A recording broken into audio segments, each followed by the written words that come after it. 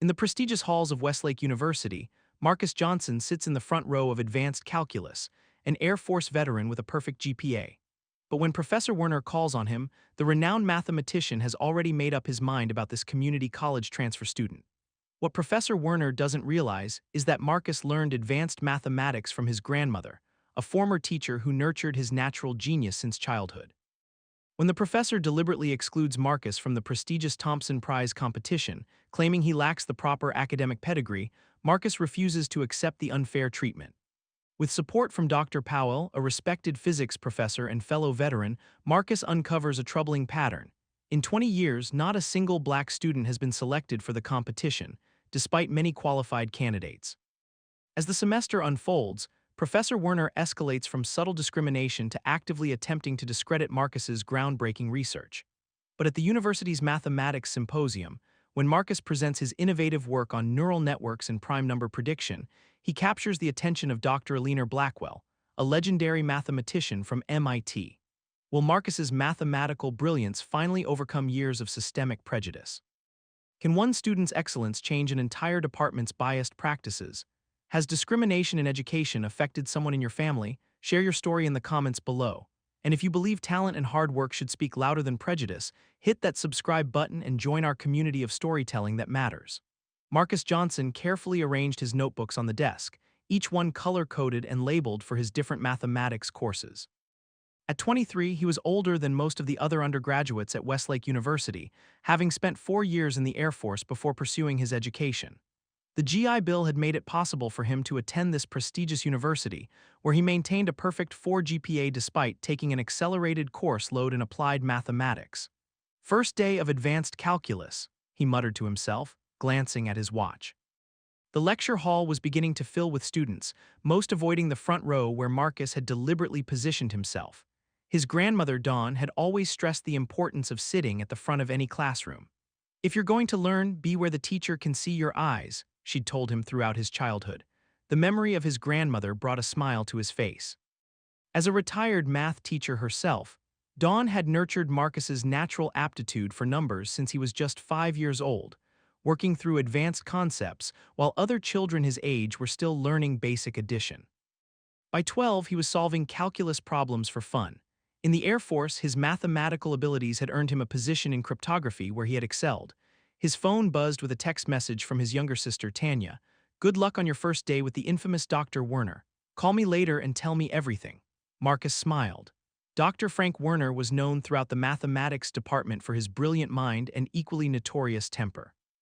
Students spoke of him in hushed tones, recounting tales of public humiliations and impossible expectations. But Marcus wasn't intimidated. He had faced far worse during basic training and his deployments. The door at the front of the lecture hall swung open with unnecessary force, and a tall, thin white man in his 60s strode in, his tweed jacket complete with elbow patches that seemed almost like a caricature of a university professor. His steel gray hair was combed perfectly to the side, and his wire-rimmed glasses sat perched on a sharp nose.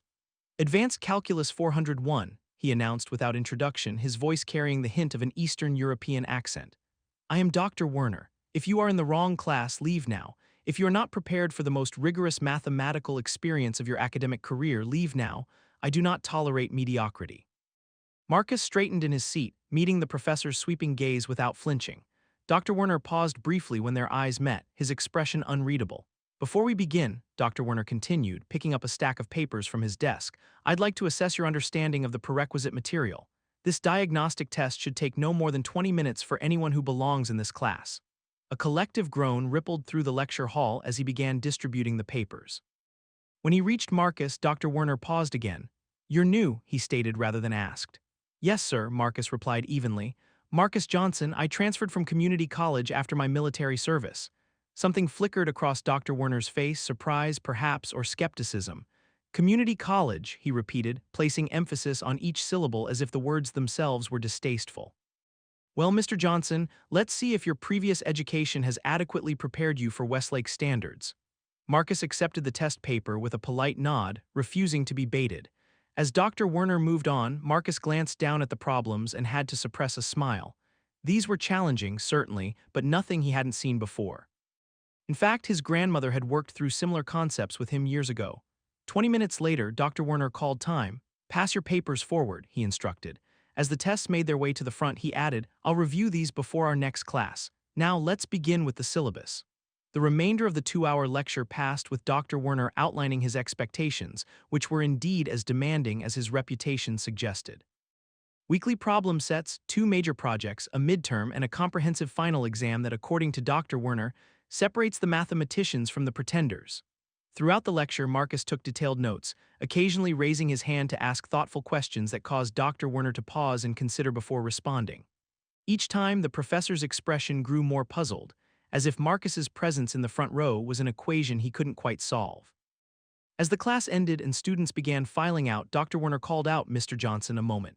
Marcus gathered his materials and approached the professor's desk, maintaining eye contact. You asked some interesting questions today, Dr. Werner said, studying Marcus with narrowed eyes. Not what I would expect from someone with your background. My grandmother was a math teacher for 40 years, Dr. Werner, Marcus replied calmly. She believed in challenging conventional thinking. Is that so? Dr. Werner's tone remained skeptical. Well, we'll see how well her teaching holds up against university standards. The first problem set will be available online tonight. I suggest you start early. Community college coursework rarely prepares students adequately for my class.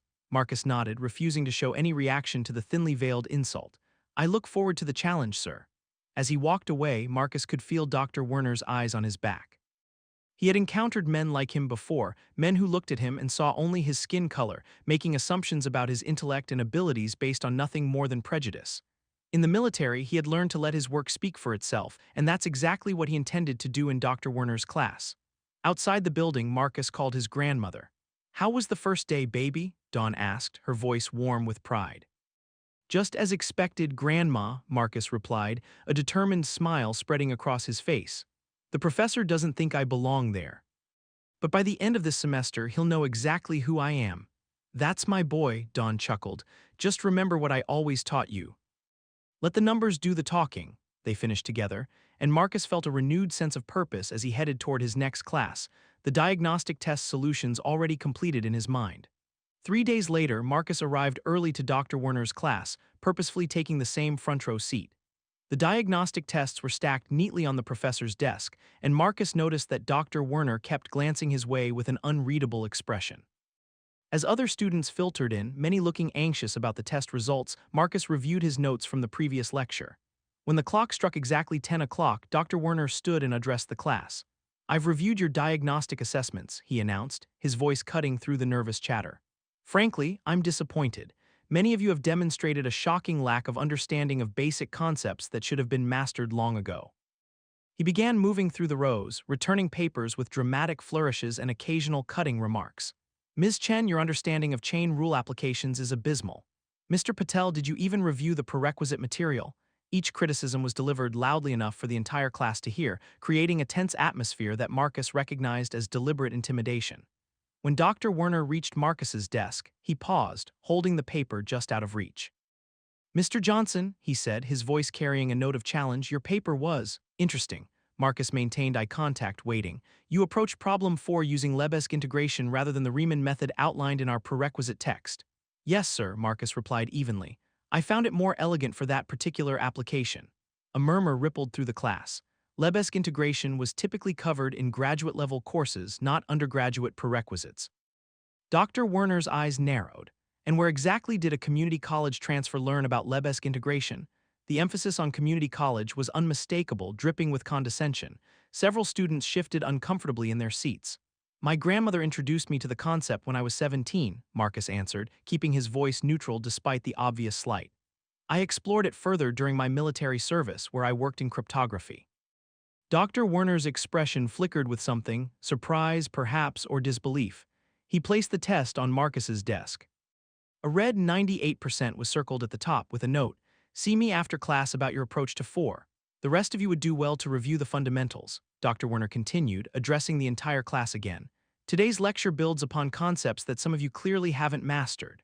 For the next 90 minutes, Dr. Werner covered advanced integration techniques, frequently calling on students at random to solve problems on the board. When he finally pointed to Marcus, the problem he posed was noticeably more complex than those given to other students. Mr. Johnson, please demonstrate the solution to this parametric equation. Marcus approached the board calmly, aware of the eyes on him. The equation was indeed challenging, clearly graduate-level material, but Marcus recognized it immediately. His grandmother had worked through similar problems with him years ago. Without hesitation, he began writing, his chalk moving confidently across the board as he worked through the steps. When he finished and turned to face the class, there was a moment of silence. Dr. Werner studied the solution, his expression unreadable. "You made an error in your third step," he said finally, pointing to the board. Marcus glanced back at his work. "No, sir," he said respectfully but firmly. "The third step employs the modified Baker-Campbell-Hausdorff formula. It's unconventional but valid." Another murmur swept through the classroom. Few undergraduates would have the confidence to contradict Dr. Werner, let alone recognize the advanced theorem Marcus had referenced. "That application only works if the operator is self-adjoint," Dr. Werner challenged. "Which it is in this case," Marcus replied without hesitation, "as shown by the symmetry in the boundary conditions established in Step 1. The classroom fell completely silent. Dr. Werner stared at Marcus for what felt like an eternity before a slight, almost imperceptible nod acknowledged the correctness of his statement. "Take your seat, Mr. Johnson," he said finally. "You've made your point." As Marcus returned to his desk, he could feel the mixture of impressed and intimidated glances from his classmates. He hadn't set out to create a spectacle, but he also wasn't going to pretend to be less knowledgeable than he was, especially when being publicly challenged. After class, Marcus remained seated as instructed while the other students filed out, many of them casting curious glances his way. When the room had emptied, Dr. Werner approached Marcus's desk. "Your solution was unexpected," he said, crossing his arms. "Where did you really learn that technique?" "As I mentioned, my grandmother was a math teacher," Marcus replied. "Dawn Johnson, she taught at Douglas High School for 40 years, but she studied advanced mathematics at Howard University." "Johnson," Dr. Werner repeated as if trying to place the name. "And you said you worked in cryptography during your military service?" "Yes, sir. 4 years with the Air Force, specializing in algorithmic security protocols." Dr. Werner seemed to reassess Marcus, though his expression remained guarded. "Well, Mr. Johnson, it appears your background is more diverse than I initially assumed. However, one clever solution doesn't guarantee success in my course. The material will become significantly more challenging." "I look forward to it, sir," Marcus replied sincerely. "We'll see," Dr. Werner said, gathering his materials. "The first problem set is now available online. Due Monday. Don't expect to impress me again with unconventional methods. I prefer rigor and precision over mathematical showmanship." As Marcus packed up his belongings, Dr. Werner added, "And Mr. Johnson, I'd suggest you join the graduate student seminar this Friday. Professor Chen is discussing applications of Lebesgue integration in quantum computing. It might interest you." The invitation to a graduate seminar was unexpected, an olive branch perhaps, or maybe just another test. Either way, Marcus nodded. "Thank you, sir, I'll be there." After leaving the building, Marcus called his sister Tanya, a sophomore studying biochemistry at a state university 3 hours away. "So," she asked excitedly, "was the infamous Dr. Werner as terrible as everyone says?" Marcus chuckled. "He tried to be, but Grandma Dawn prepared me well." "You showed him up, didn't you?" Tanya laughed. "Wish I could have seen his face." "I didn't show him up," Marcus corrected. "I just didn't let him dismiss me. There's a difference." "Still proud of you, big brother," Tanya said warmly. "Mom and Dad would be too." The mention of their parents, both lost in a car accident 5 years earlier, brought a familiar ache but also strengthened Marcus's resolve. His parents had always believed in his abilities, had sacrificed to nurture his talent. Their absence was a wound that never fully healed, but honoring their memory by excelling was a purpose that drove him forward. "Thanks, Tanya," he said softly. "I'd better get started on this problem set. Tell Aunt Vivian I'll call this weekend." As he walked across campus toward the library, Marcus reflected on the day's events. Dr. Werner's initial dismissal of him had been predictable. He'd experienced similar prejudice before. But the subtle shift at the end, the reluctant acknowledgement of his abilities, suggested that perhaps the professor wasn't entirely closed-minded. It wasn't about proving himself to Dr. Werner specifically, Marcus reminded himself. It was about claiming his rightful place in a field he loved, a field where people who looked like him were still too often underestimated or overlooked. With each step, his determination grew stronger. This was just the beginning. 2 weeks into the semester, Marcus had settled into a routine. He divided his time between classes, the library, his part-time job at the university's Veterans Support Center, and occasional video calls with his grandmother and sister. Dr. Werner's advanced calculus class remained challenging, but Marcus kept pace, submitting meticulous problem sets and participating actively in discussions. On this particular Monday, Marcus arrived at class to find an unusual energy in the room. Students were huddled in small groups, whispering urgently. "Did you hear? Lisa Chen, a fellow student who had started sitting near Marcus after witnessing his mathematical abilities, leaned over. Dr. Werner is announcing the Thompson Prize competitors today. Marcus raised an eyebrow. Thompson Prize? It's a big deal, Lisa explained quickly. Every year, Dr. Werner selects 3 students to compete. They work on an original mathematics research project for the rest of the semester. The winner gets a cash prize and an automatic recommendation for any graduate program in the country. Dr. Werner's recommendations carry serious weight. Before Marcus could respond, Dr. Werner entered the room with his customary dramatic flair, silencing the chatter instantly. "Good morning," he began, his voice clipped. "Before we dive into today's topic on complex manifolds, I have an announcement. As most of you know, each year I select 3 promising students to compete for the Thompson Prize in Mathematical Innovation." The room grew even quieter, anticipation palpable. "This year's competitors will be," Dr. Werner paused for effect, "Ms. Lisa Chen, Mr. David Roberts, and Mr. Thomas Williams." Collective gasp followed by enthusiastic whispers rippled through the classroom. Marcus maintained his composure even as he felt Lisa's surprised glance. She had mentioned that selection for the Thompson Prize competition typically correlated with top performance in the class, and they both knew Marcus had been consistently outperforming most students. "Congratulations to the selected students," Dr. Werner continued. "You will receive detailed instructions via email. The rest of you do not despair. Excellence in this course remains its own reward." Throughout the lecture, Marcus remained engaged, asking thoughtful questions and offering insights when called upon. If Dr. Werner's obvious snub bothered him, he didn't show it. After class, however, as students were filing out, Marcus approached the professor's desk. "Dr. Werner, may I speak with you a moment?" The professor glanced up, his expression guarded. "Yes, Mr. Johnson. I was wondering about the criteria for selection for the Thompson Prize competition," Marcus said evenly. "I believe my work in this class has been of the highest caliber." Dr. Werner's eyebrows rose slightly. "The selection process considers multiple factors, Mr. Johnson. Academic performance is just one aspect. May I ask what other factors influenced your decision?" Dr. Werner's expression hardened. "Experience with advanced research methodologies, demonstrated innovation in approach, and," he hesitated, "suitability for representing Westlake's mathematics department." The implication hung in the air between them, unspoken but unmistakable. "I see," Marcus said quietly. "And you determined I lacked these qualities based on what evidence exactly?" "Mr. Johnson," Dr. Werner's voice took on a warning tone, "I've been teaching mathematics at this university for 30 years. I believe I can recognize genuine mathematical talent when I see it." "As opposed to what, sir?" Marcus pressed, his calm exterior belying his growing frustration.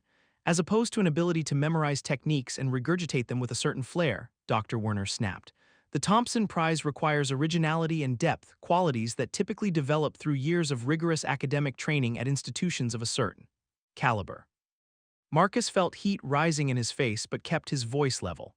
"Are you suggesting that my military background and community college education make me inherently less capable of original mathematical thinking?" "I'm suggesting, Mr. Johnson, that you haven't yet proven yourself in this environment," Dr. Werner replied coldly. "1 month of impressive problem sets doesn't override the reality of your limited formal training in upper-level mathematics." Marcus took a deep breath. "With respect, sir, my limited formal training hasn't prevented me from achieving the highest scores in this class. If your concern is genuinely about my ability to conduct original research, I'd like the opportunity to demonstrate it." Dr. Werner studied him for a moment, then glanced at his watch. "I have another class to teach, Mr. Johnson. This discussion is over." Dr. Werner. "Over, Mr. Johnson," the professor repeated firmly. "I suggest you focus your energies on excelling in this course rather than questioning my professional judgment." As Marcus turned to leave, Dr. Werner added, "And Mr. Johnson, challenging a professor's decisions is not generally considered a productive academic strategy." The warning was clear. Marcus nodded stiffly and exited the classroom, his mind racing. In the hallway, he found Lisa waiting. "That wasn't right," she said immediately. "Everyone knows you should have been selected." Marcus shook his head. "Apparently my limited formal training makes me unsuitable." "That's ridiculous," Lisa fumed. "Your work is brilliant, everyone sees it." She hesitated. "You know what some people are saying, right?" Marcus met her gaze steadily. "That it's because I'm black." Lisa nodded uncomfortably. "Thomas Williams isn't even in the top 5 students in the class. His father is an alumnus and major donor, but still." "It's not the first time I've been underestimated," Marcus said, his voice controlled.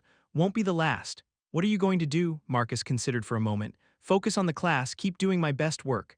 "That's it?" Lisa looked skeptical. "You're not going to fight this?" A small, determined smile formed on Marcus's face. I didn't say that, but fighting doesn't always look like confrontation. Later that evening, Marcus sat in his small off-campus apartment, staring at his laptop screen. He'd just gotten off a video call with his grandmother, who had listened patiently to his account of the day's events. "You know what this is about," she had said, not a question but a statement of fact. "I do," Marcus had agreed. "But knowing doesn't make it any easier to navigate." "No, it doesn't," Dawn had acknowledged. "But you've never let barriers stop you before, and you're not going to start now. Your grandfather used to say that excellence is the best response to prejudice." Now, as Marcus scrolled through the mathematics department's webpage, his attention was caught by an announcement. Annual Open Mathematics Symposium, students and faculty invited to present original research. The symposium was scheduled for the end of the semester, the same week as the Thompson Prize presentations. According to the description, while the Thompson Prize was by invitation only, the symposium was open to any student or faculty member willing to submit a research proposal for approval. Marcus clicked through to the submission form, a plan already forming in his mind. If Dr. Werner wouldn't give him the opportunity to compete formally, he would create his own opportunity to demonstrate his abilities, on the same stage, in front of the same audience. He opened a new document and began typing, drawing on ideas he'd been exploring since his cryptography days in the Air Force. A fresh approach to prime number prediction using neural networks, something that bridged his military experience with advanced mathematical theory.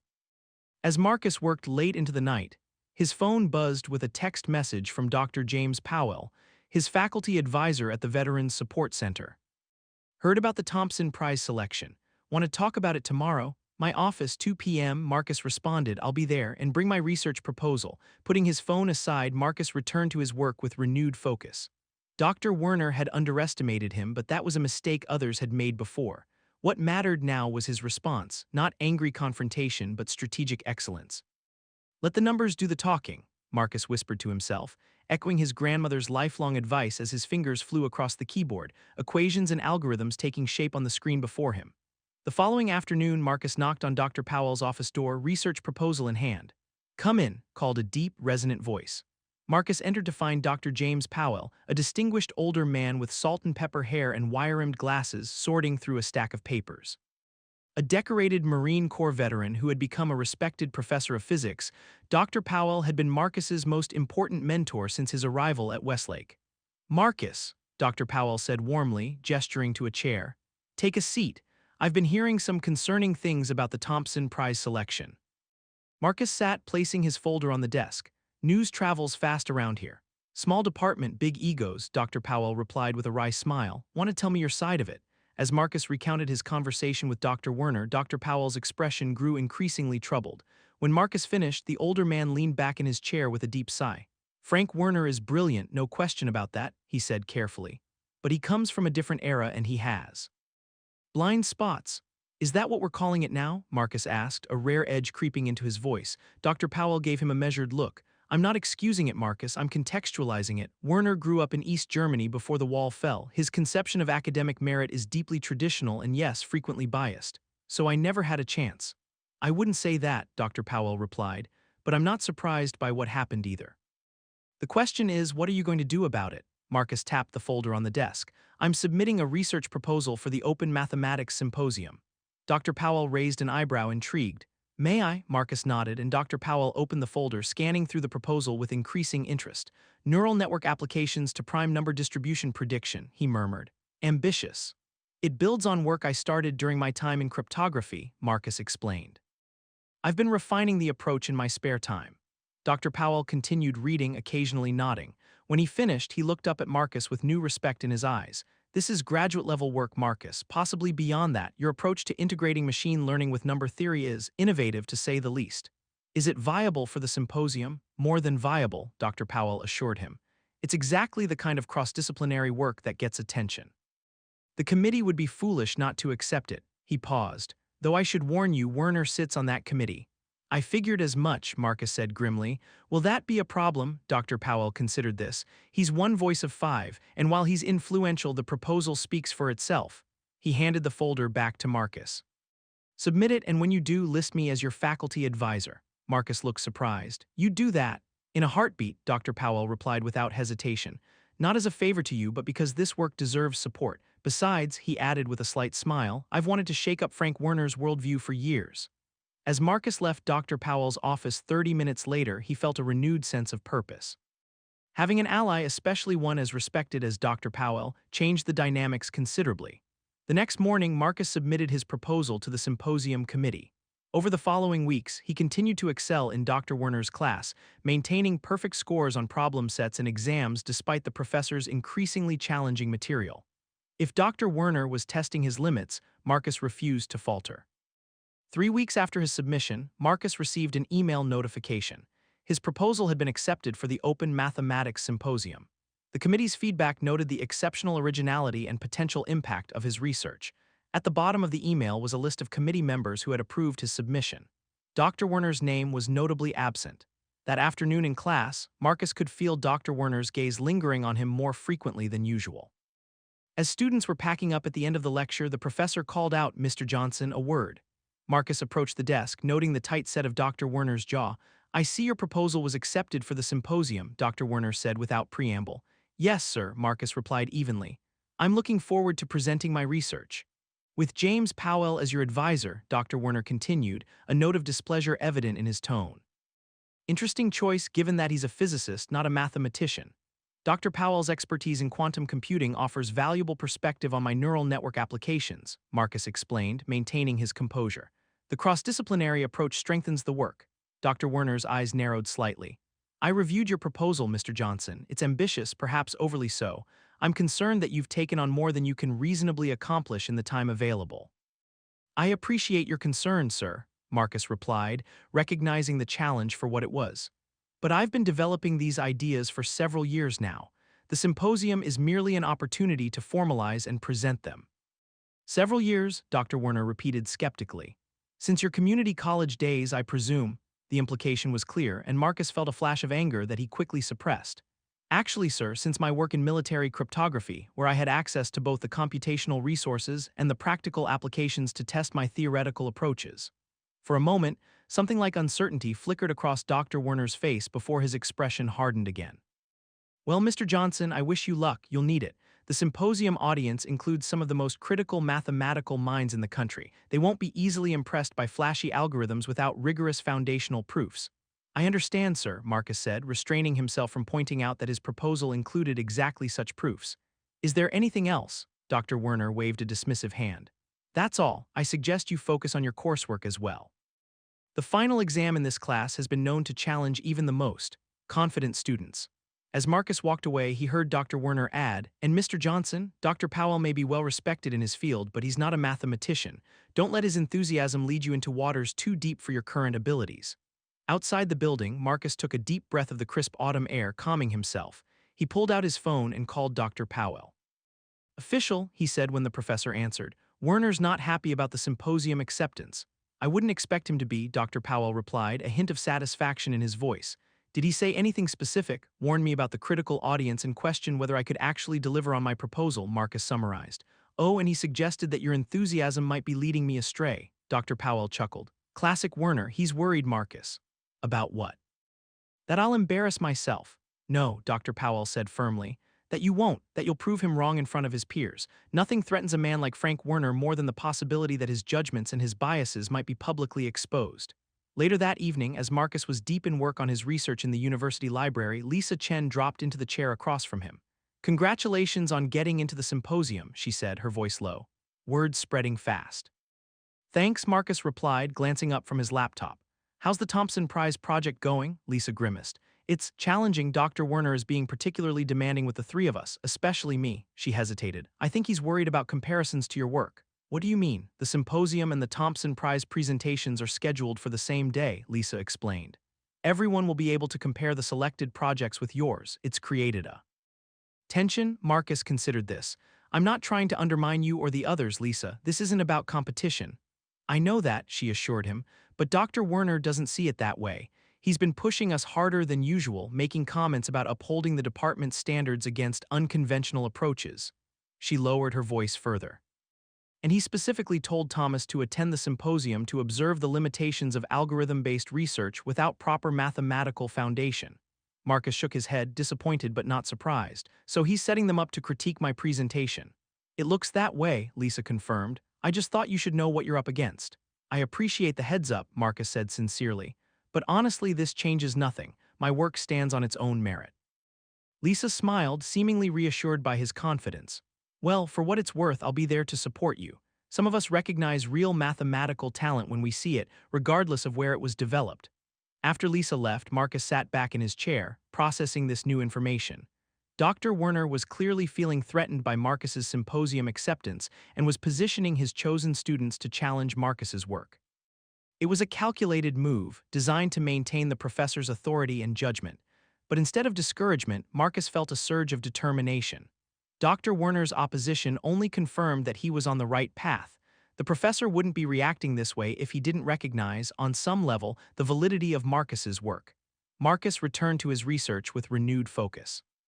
The symposium was still 6 weeks away, time enough to refine his algorithms, strengthen his proofs, and prepare for any potential challenges. Dr. Werner might be setting the stage for confrontation, but Marcus would be ready. As his grandmother had always taught him, in mathematics as in life, truth ultimately prevails over prejudice. All he needed to do was present his work with clarity and confidence, letting the numbers speak for themselves. In the weeks leading up to the symposium, Marcus divided his time meticulously between his regular coursework, his part-time job at the Veterans Support Center, and his research. Every spare moment was dedicated to refining his algorithms and strengthening his mathematical proofs. He often worked late into the night in his small apartment, fueled by determination and cups of strong coffee. 3 weeks before the symposium, something unexpected happened. Marcus was working in the mathematics department's computer lab, running simulations for his research, when Professor Sarah Daniels, the department chair, approached him. "Mr. Johnson," she said with a polite smile. "I don't believe we've formally met. I'm Dr. Daniels." Marcus stood to shake her hand. "It's a pleasure to meet you, Dr. Daniels. I've been hearing quite a bit about you," she said, her tone carefully neutral. "Your proposal for the symposium has generated considerable discussion among the faculty." "I hope that's a good thing," Marcus replied, maintaining his composure. Dr. Daniels glanced at his computer screen, where complex equations and data visualizations were displayed. "That depends on your perspective, I suppose. Dr. Werner has expressed some concerns about your work." "May I ask what concerns specifically?" Dr. Daniels hesitated. He suggested that the methodological approach may be beyond the scope of an undergraduate student's capabilities. He's also raised questions about the originality of certain elements. Marcus felt a chill run through him. "Are you suggesting plagiarism, Dr. Daniels?" "Not at all," she replied quickly. "But in academia, questions of intellectual attribution are taken very seriously. Dr. Werner has indicated that some of your approaches bear striking similarities to recent publications in the field." "That's impossible," Marcus said firmly. "I've meticulously cited all my references, and my core algorithm is original, developed during my time in Air Force cryptography and expanded since then." Dr. Daniels nodded thoughtfully. "I appreciate your directness, Mr. Johnson. To be clear, I'm not making any accusations. I simply wanted to give you the courtesy of knowing what's being discussed. The symposium committee takes its responsibility seriously." "Thank you for that," Marcus said, his mind racing. "Is there anything specific I should address or clarify? Perhaps a more detailed bibliography and explanation of your methodology's development," Dr. Daniels suggested. "The more transparent your process, the better." After Dr. Daniels left, Marcus sat motionless, processing this new development. Dr. Werner wasn't just challenging his abilities now, he was questioning his integrity. It was a serious escalation and potentially damaging to Marcus's academic future. That evening, Marcus called Dr. Powell to relay the conversation. "This is concerning but not surprising," Dr. Powell said gravely. "Werner's moving from dismissal to active opposition. He's trying to discredit your work before you can even present it." "What should I do?" Marcus asked, pacing his apartment. "I've cited everything properly and my core approach is genuinely original." "Document everything," Dr. Powell advised firmly. "Every step of your research development, every reference, every insight. Create a timeline showing how your ideas evolved from your cryptography work to the present." And he paused meaningfully. "I think it's time we look more closely at Werner's pattern of behavior." "What do you mean?" "I've been at Westlake for 15 years, Dr. Powell explained. In that time, Werner has selected 45 students for the Thompson Prize competition. I'm curious about the demographics of those selections." Marcus caught his meaning immediately. "You think there's a pattern of bias?" "I think it's worth examining," Dr. Powell replied carefully. "Facts speak louder than accusations." The next day, Marcus began 2 parallel processes, documenting his research development in exhaustive detail and, with Lisa's discreet help, researching the history of the Thompson Prize selections. Over the following week, a troubling picture emerged. In the 20 years that Dr. Werner had overseen the competition, not a single black student had been selected, despite several qualified candidates.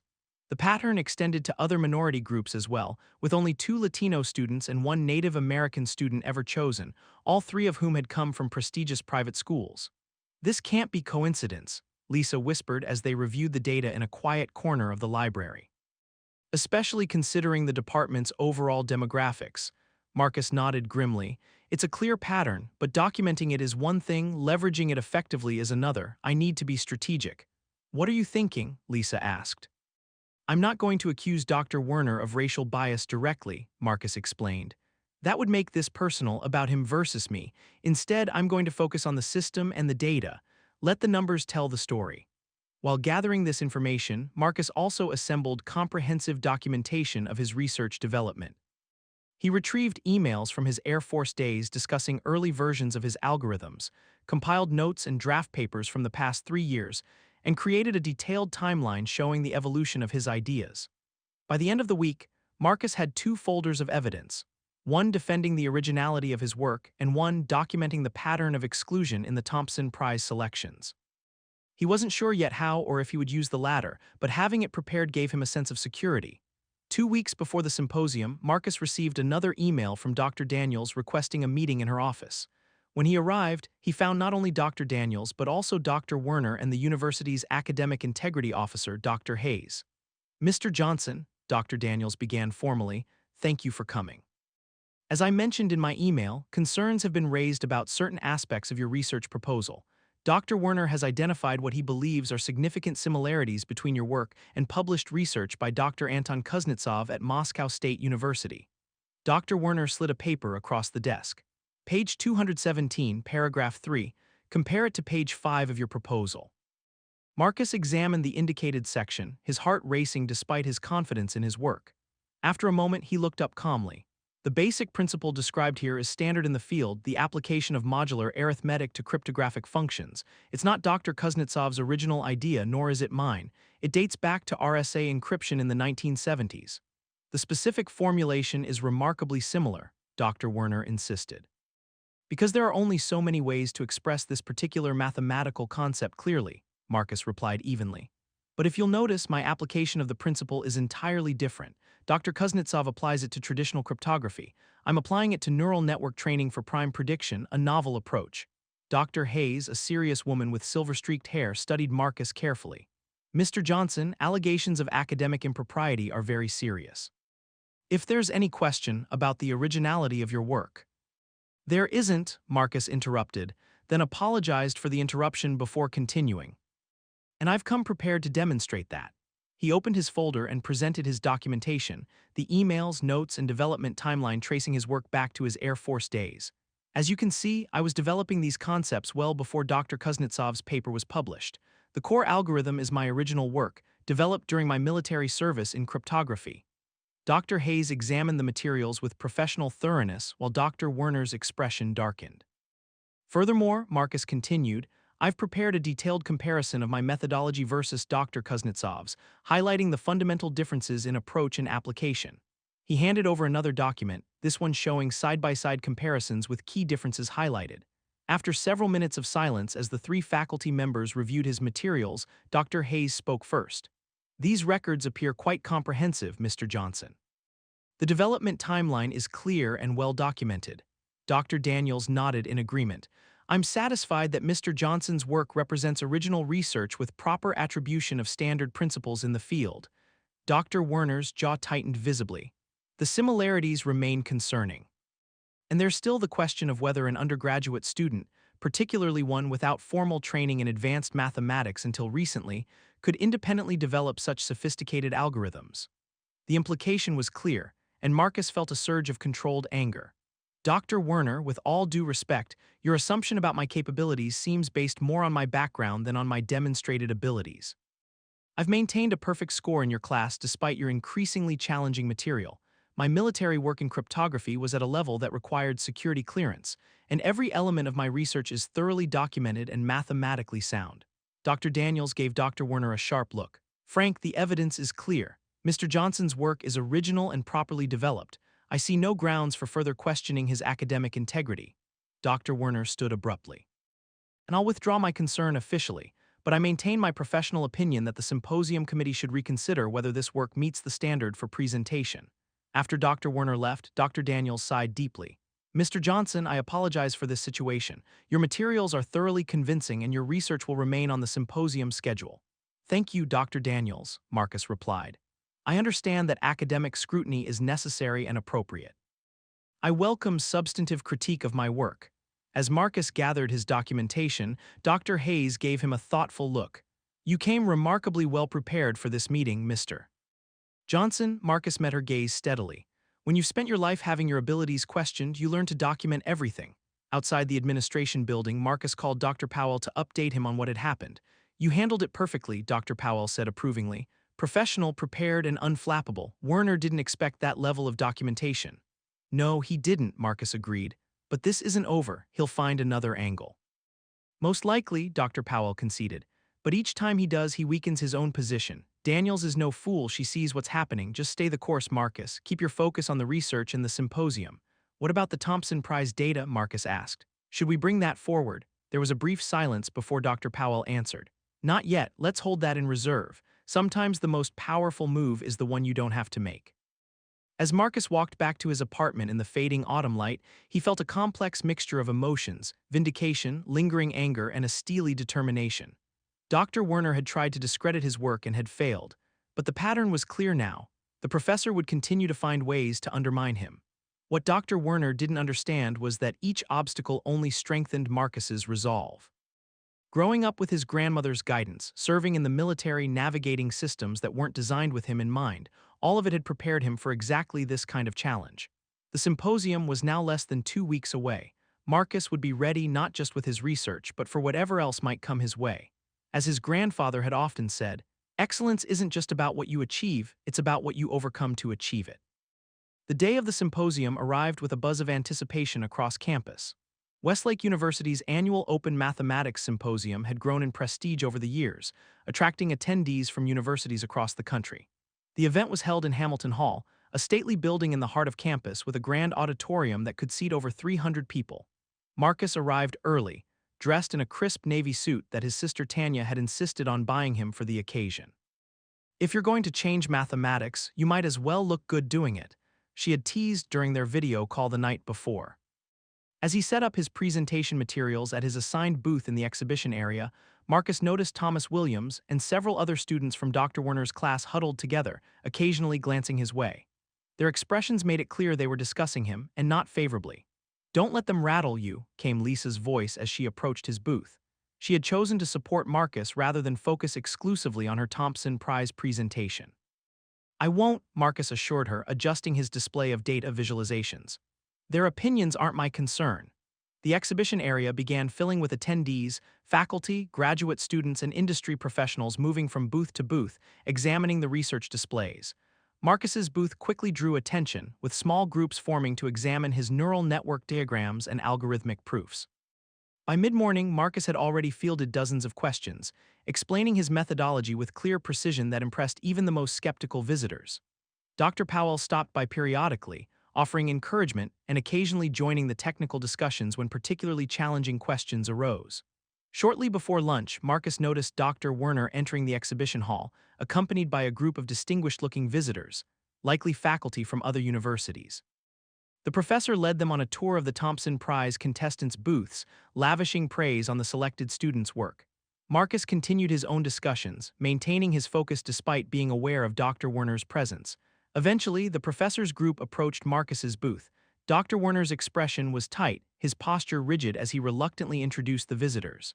And this is Marcus Johnson, one of our non-traditional students presenting today, Dr. Werner said, his tone carefully neutral but the implication clear. Mr. Johnson has an interesting algorithmic approach to prime number prediction. One of the visitors, a tall woman with keen eyes and silver hair, stepped forward with interest. Neural networks applied to prime distribution, that's quite innovative. I'm Dr. Don Blackwell, MIT. Marcus's heart skipped a beat. Dr. Blackwell was a legendary figure in computational mathematics, someone whose papers he had studied and admired for years. It's an honor to meet you, Dr. Blackwell, Marcus said sincerely. Your work on computational complexity has been inspirational to my research. Dr. Blackwell smiled warmly. I'd love to hear more about your approach. The application of machine learning to number theory is still relatively unexplored territory. As Marcus began explaining his methodology, he could see Dr. Werner's discomfort growing. The professor hadn't expected one of the most respected mathematicians in the country to show genuine interest in Marcus's work. The innovation here, Marcus explained, pointing to a key section of his display, is in how the neural network identifies patterns in prime distribution that aren't obvious through traditional analytical methods. Dr. Blackwell nodded with increasing interest. And your results? 94% accuracy in predicting the density of primes within defined numerical ranges, Marcus replied, a significant improvement over statistical methods. Impressive, Dr. Blackwell acknowledged, though I wonder about the practical applications beyond theoretical interest. That's where the cryptographic applications come in, Marcus explained, warming to his subject. Predictive prime mapping has significant implications for the development of more efficient encryption algorithms. As their discussion deepened, other mathematicians joined in, asking increasingly sophisticated questions that Marcus answered with confidence and clarity. Dr. Werner remained silent, watching as Marcus commanded the attention of some of the most respected minds in mathematics. After nearly 30 minutes of engaging discussion, Dr. Blackwell handed Marcus her business card. I'd like to see the full paper when it's completed. This work has genuine potential. As the group finally moved on, Dr. Werner lingered behind. His expression had shifted from discomfort to something darker. Quite a performance, Mr. Johnson, he said quietly once the others were out of earshot. Not a performance, Dr. Werner, Marcus replied evenly. Just a presentation of my research. Research that seems to have conveniently evolved to captivate exactly the right audience, Dr. Werner continued, his voice low but intense. I've been teaching mathematics for 30 years, Mr. Johnson. I know true mathematical intuition when I see it, and I know when I'm witnessing something manufactured. Marcus felt a surge of anger but kept his voice calm. There's nothing manufactured about my work, sir. Every element is thoroughly documented and mathematically sound, as was confirmed when you questioned my academic integrity. Dr. Werner's eyes narrowed. Academic politics is a complex game, Mr. Johnson. Impressing visitors at a symposium is one thing. Building a legitimate career in mathematics is quite another. Without the right foundation, the right lineage of thought, you'll find doors remaining closed regardless of today's reception. Are you suggesting that my background makes me inherently unsuitable for a career in mathematics? Marcus asked directly.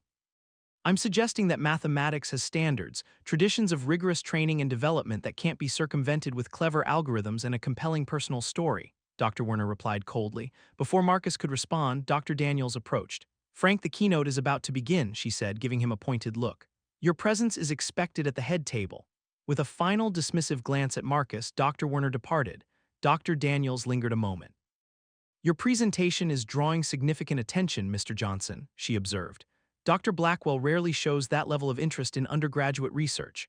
Thank you, Dr. Daniels, Marcus replied. That means a great deal coming from someone of her caliber. Dr. Daniels studied him thoughtfully. You know, Mr. Johnson, in my 25 years in academia, I've learned that real mathematical talent doesn't always follow the expected path. Sometimes it emerges from unexpected places and faces considerable resistance as a result. With that cryptic comment, she followed Dr. Werner toward the auditorium. The afternoon session of the symposium featured formal presentations, with each researcher given 15 minutes to present their work to the full audience. The Thompson Prize contestants presented first, their projects showcasing solid if conventional mathematical research. Thomas Williams in particular seemed to direct several pointed remarks toward algorithm-dependent approaches lacking rigorous mathematical foundation, clearly aimed at Marcus's work. When Marcus's turn came, he approached the podium with measured confidence. The auditorium was packed with Dr. Blackwell and several other distinguished visitors seated prominently. Dr. Werner sat stiffly at the head table, his expression impassive. Good afternoon, Marcus began. My research explores the application of neural networks to prime number distribution prediction, with implications for cryptographic systems. As he proceeded through his presentation, Marcus could see the audience's engagement growing. He explained complex concepts with clarity and precision, supported by elegant visualizations and compelling data. When he concluded, the applause was immediate and enthusiastic. The question and answer session that followed was equally encouraging, with thoughtful inquiries from faculty and students alike. Marcus handled each question with confidence until Dr. Werner finally raised his hand. Mr. Johnson, the professor began, his voice carrying through the hall, your approach relies heavily on computational methods rather than pure mathematical proof. Wouldn't you agree that this represents a fundamental limitation in your work? The question was designed to undermine the mathematical legitimacy of Marcus's research, a common criticism leveled at computational approaches by traditional mathematicians. I would respectfully disagree, Dr. Werner, Marcus replied calmly. The computational elements of my work are built upon rigorous mathematical foundations. The neural network doesn't replace mathematical proof, it extends our ability to identify patterns that can then be formally verified. But the patterns themselves are identified through what is essentially a black box process, Dr. Werner pressed. How can we trust results generated by a system whose inner workings are not fully transparent to mathematical analysis? Marcus recognized the trap.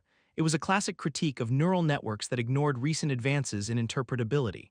That's a thoughtful question, Dr. Werner, and one I've addressed in Section 4 of my paper. Recent work in neural network interpretability has made significant progress in making these systems more transparent.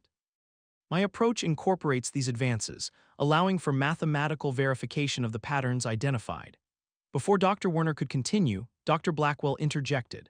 If I may, I'd like to add that the dichotomy between computational methods and pure mathematics is increasingly outdated. Some of the most significant advances in number theory in the past decade have emerged from exactly this kind of interdisciplinary approach. Her intervention effectively neutralized Dr. Werner's line of questioning, and Marcus could see the professor's frustration in his rigid posture. After the formal presentations concluded, the symposium moved to a reception in the adjacent hall. Marcus found himself surrounded by interested faculty and students, engaging in stimulating discussions about his work. Dr. Blackwell introduced him to several colleagues, including the chair of the mathematics department at MIT. From across the room, Marcus could see Dr. Werner observing these interactions with evident displeasure. When the professor abruptly left the reception, his departure was noticed by several attendees. Dr. Powell joined Marcus, a glass of sparkling water in hand. You've made quite an impression today, he said proudly, especially on people whose opinions actually matter. Dr. Werner is still unconvinced, Marcus noted. Some minds are harder to change than others, Dr. Powell replied philosophically. But today wasn't about changing his mind, it was about demonstrating your abilities to everyone else, and in that you've succeeded brilliantly. As the reception continued, Dr. Daniels approached them. Mr. Johnson, a word in private, she led Marcus to a quiet corner of the room. The Symposium committee will be announcing awards shortly, she said, but I wanted to speak with you first about another matter.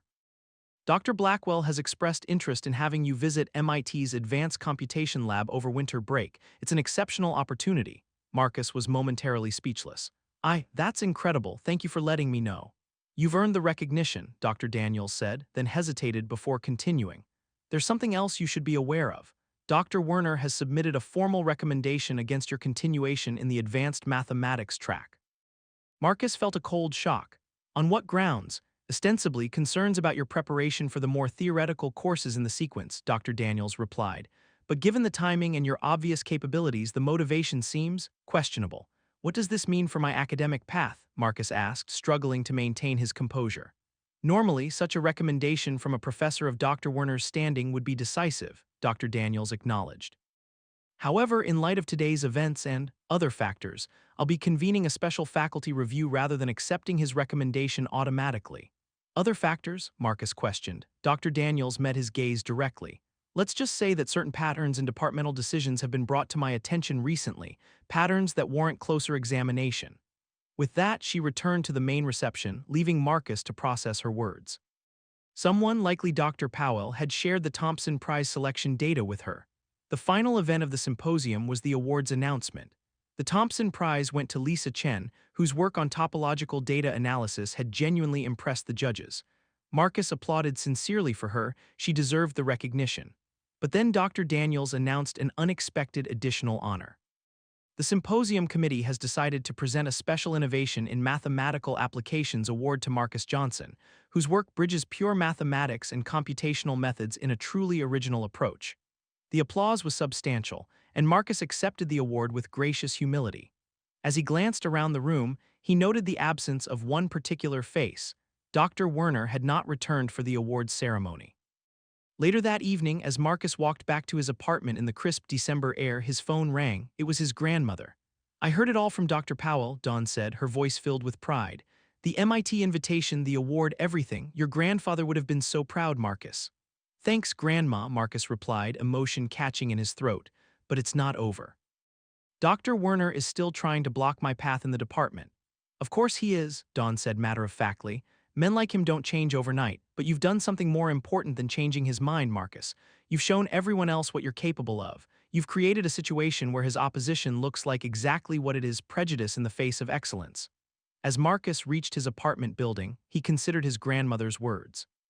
The day had been a significant victory. He'd proven his abilities on a public stage and earned recognition from some of the most respected figures in mathematics. But Dr. Werner's continued opposition represented a genuine threat to his academic future. The confrontation had moved beyond a classroom disagreement to a formal challenge to Marcus's place in the department.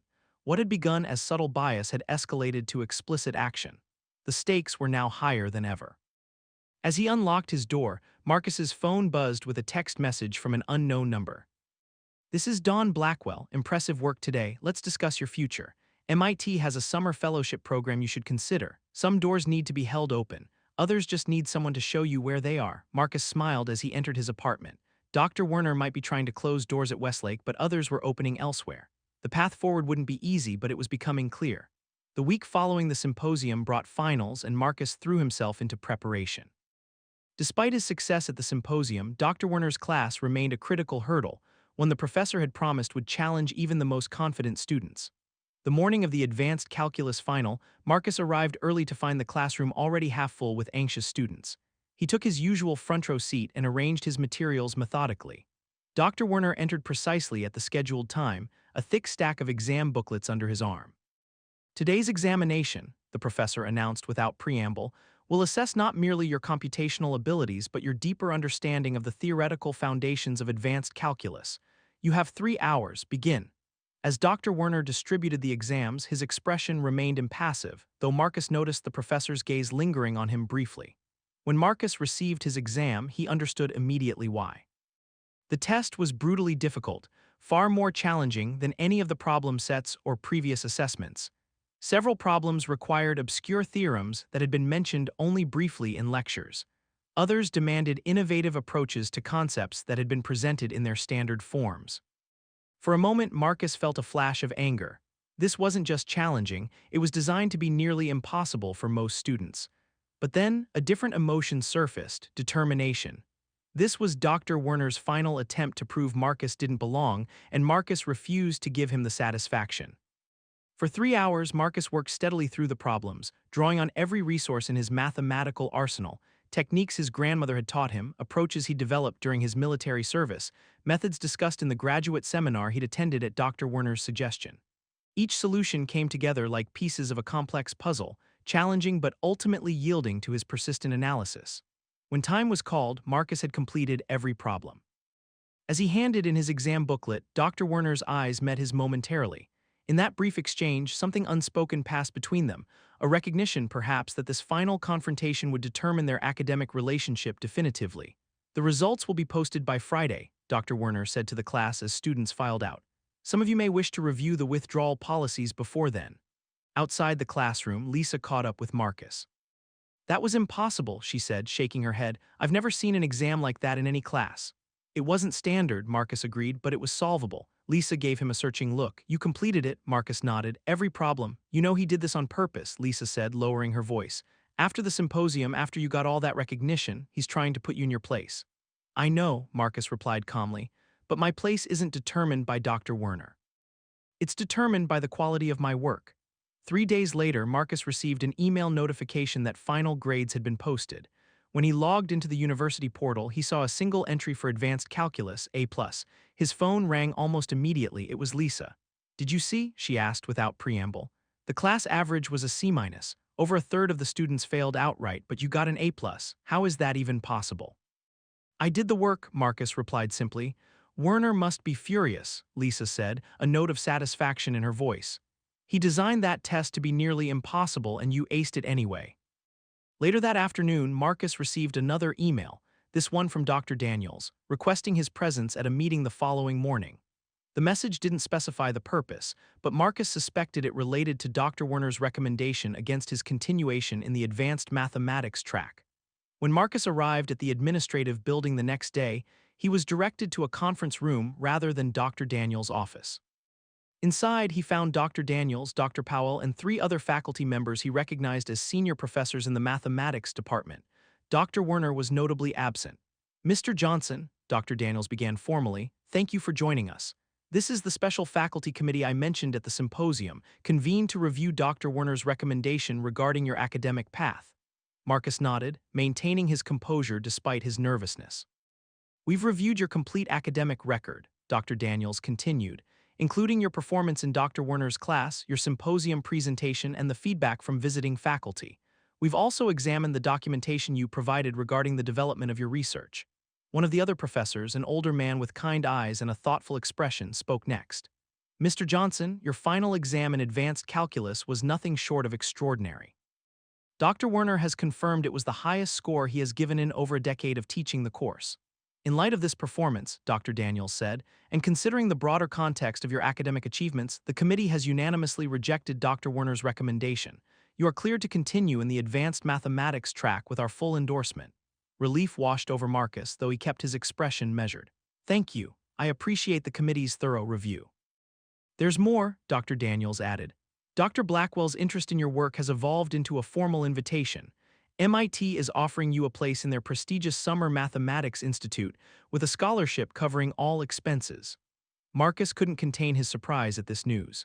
The MIT Summer Mathematics Institute was renowned as a launching pad for promising mathematics careers. "Additionally," Dr. Powell interjected with evident satisfaction, "the committee has recommended you for a departmental honors track, which would allow you to begin graduate-level coursework in your senior year." As the meeting concluded, Dr. Daniels asked Marcus to remain behind. When they were alone, her professional demeanor softened slightly. "There's something else you should know, Mr. Johnson. Following our review of departmental practices, I've initiated a broader examination of selection patterns in special programs, including the Thompson Prize. Dr. Werner has been informed that future selections will be subject to committee oversight rather than individual determination." Marcus understood the significance of this change. "Thank you for addressing that issue, Dr. Daniels." "Thank Dr. Powell," she replied with a slight smile. "He was quite persuasive in presenting the statistical analysis, but your excellence made the case undeniable." She paused, then added, "One last thing. Dr. Werner has requested a sabbatical for next semester. It's been approved." The implication was clear. The confrontation had resulted in Dr. Werner's temporary retreat from the department. It wasn't an admission of wrongdoing, but it was a tacit acknowledgement that the power dynamic had shifted. As Marcus left the administration building, the winter sun breaking through clouds overhead, he called his grandmother to share the news. "I knew you could do it," Dawn said, her voice warm with pride. "You didn't just prove yourself to them, Marcus. You changed the system a little bit for those who will come after you." "It wasn't just me, Grandma," Marcus replied. "I had support Dr. Powell, Lisa, even Dr. Daniels in the end." "That's how progress happens," Dawn said wisely. "Not just through individual excellence, but through allies who recognize injustice and help stand against it. Your grandfather always said that talent opens the door, but character holds it open for others." 2 days later, Marcus received a campus mail notification. In his box was a sealed envelope with no return address. Inside, he found a single sheet of paper with a brief handwritten note. "Mr. Johnson, your final examination was exemplary, the most impressive display of mathematical intuition I have witnessed from an undergraduate. While I maintain certain reservations about unconventional academic paths, I cannot in good conscience deny the evidence of genuine mathematical ability. The enclosed may be of interest as you pursue your research further." FW beneath the note was a bibliography of obscure mathematical papers related to Marcus's research topic, references that would have taken weeks to discover independently. It wasn't an apology, nor was it a full acknowledgement of the prejudice that had motivated Dr. Werner's actions. But it was a concession from a proud man, a begrudging recognition of Marcus's undeniable talent. That evening, Marcus sat on the small balcony of his apartment, watching the sunset and reflecting on the semester's journey. He had entered Dr. Werner's class determined to prove himself, facing prejudice and obstacles that had tested not just his mathematical abilities but his character and resilience. The victory wasn't perfect. Dr. Werner's fundamental biases likely remained intact, and similar challenges would undoubtedly arise in the future. But systems had been changed, patterns exposed, and most importantly, Marcus had demonstrated his capabilities not just to Dr. Werner, but to the broader mathematical community. His phone buzzed with a text from his sister Tanya. "Just heard from Grandma about MIT. We're all so proud of you. Mom and Dad would have been over the moon." Marcus smiled, feeling their presence even in their absence. He typed back, "Couldn't have done it without all of you. This is just the beginning." As darkness fell, Marcus thought about the journey ahead. The MIT Summer Mathematics Institute would open doors he'd once only dreamed about. Dr. Blackwell had already mentioned possibilities for publication and further research collaboration. And at Westlake, the changes in departmental oversight meant that future students might face fewer of the barriers he had encountered. The following morning, Marcus was surprised to find Lisa waiting outside his first class of the day. "Have you heard?" she asked excitedly. "The mathematics department is establishing a new mentorship program for underrepresented students in STEM. Dr. Daniels wants you to help develop it." Marcus raised his eyebrows. "Me, I'm still an undergraduate." "An undergraduate who just took on the department's most intimidating professor and won," Lisa pointed out. "They need people who understand the challenges firsthand." That afternoon, Marcus met with Dr. Daniels to discuss the mentorship initiative. As he outlined his ideas, drawing on his grandmother's influence in his own life, he felt a sense of purpose extending beyond his personal academic journey. "Your experiences this semester have highlighted systemic issues we need to address," Dr. Daniels acknowledged. "But they've also shown how exceptional talent can thrive despite obstacles when given the right support." 6 months later, as Marcus prepared to leave for the MIT Summer Institute, he stopped by his grandmother's house. Dawn Johnson, now 78 but still sharp as ever, had laid out a celebration dinner with Tanya and their Aunt Vivian. "I have something for you," Dawn said, disappearing into her study before returning with a worn leather case. Inside was her collection of mathematical texts, books that had guided her through her own education and teaching career. "These belong to your grandfather first," she explained, her eyes misting slightly. "He always said they were meant for someone who could take the knowledge further than he could." "I'll treasure them," Marcus promised, emotion thick in his throat. As they gathered around the dinner table, Aunt Vivian raised her glass. To Marcus, who didn't just prove he belonged, he showed them all why he deserved to be there. "And to what comes next," Tanya added. "MIT won't know what hit them." Marcus smiled, thinking about the winding path that had led him here. The obstacles Dr. Werner had placed in his way had ultimately strengthened him, forcing him to document his abilities meticulously and build alliances that had changed more than just his individual circumstances. His phone buzzed with an email notification, Dr. Blackwell confirming his arrival details for Cambridge. Next to it was a message from Dr. Powell, sharing news that 3 more minority students had been accepted into the advanced mathematics track for the fall semester. As Marcus looked around at his family, he felt a profound sense of completion. The battle with Dr. Werner had never been just about proving himself to one prejudiced professor. It had been about claiming his rightful place in a field he loved, and in doing so making that field more accessible to others who would follow. His grandmother caught his eye across the table and smiled knowingly. She had prepared him for this journey long ago, teaching him not just mathematics but perseverance and dignity in the face of prejudice. "Let the numbers do the talking," she had always said. And the numbers had spoken, not just in his perfect exam scores and innovative research, but in the systematic data that had exposed patterns of exclusion and helped create meaningful change. As the evening wound down, Marcus stepped onto the porch, looking up at the stars, the same patterns of light that had first inspired his love of mathematics as a child. The future stretched before him, full of promise and new challenges. But whatever came next, he was ready. He had proven not just his mathematical genius, but something far more important, the power of excellence to overcome prejudice, one equation at a time.